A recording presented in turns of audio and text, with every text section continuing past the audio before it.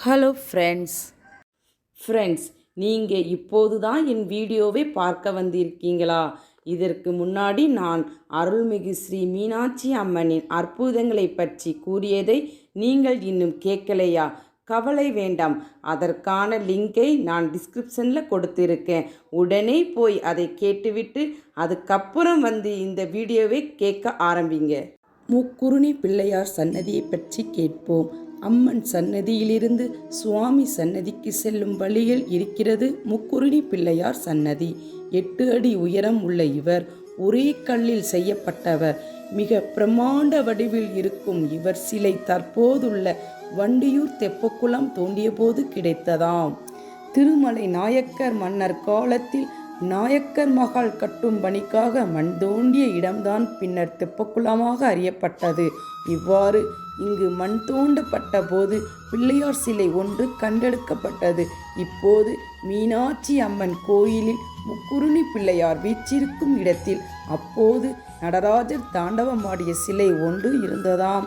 அவரது பார்வையின் உக்கிரகம் தாங்காமல் நேர் பார்வையில் இருந்த வீடுகள் எரிந்து சாம்பலாயிற்றாம்.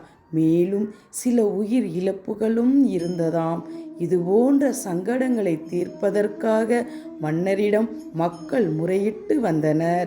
இப்படிப்பட்ட ஒரு தருணத்தில் முக்குறுணி பிள்ளையார் சிலை கண்டெடுக்கப்பட்டது. உடனடியாக இதனை நடராஜர் சிலை இருந்த இடத்தில் எழுந்தருள செய்தனர். மிகவும் சக்தி வாய்ந்தவர் விநாயகர் என்பதால் இவர் அங்கு எழுந்தருளியதும் உக்கிரமான சூழல் மாறி அமைதி கிடைத்ததாக ஒரு கூற்று உண்டு. விநாயகர் சதுர்த்தி அன்று முக்குறுணி அளவு, அதாவது 12 படி அரிசி பயன்படுத்தி மிகப்பெரிய கொழுக்கட்டை இவருக்கு படைப்பது வழக்கம். இன்று வரை இந்த சம்பிரதாயம் கடைபிடிக்கப்பட்டு வருகிறது. இதன் வடமேற்கு மூலையில் சங்க புலவர்களின் கோயில் அமைந்துள்ளது. இங்கு 49 சங்க புலவர்கள் எழுந்தருளி உள்ளனர். ஃப்ரெண்ட்ஸ், முக்குறுணி பிள்ளையார் சன்னதியை பற்றி கேட்டோம். அடுத்ததாக வெள்ளியம்பலம் பற்றி கேட்போம்.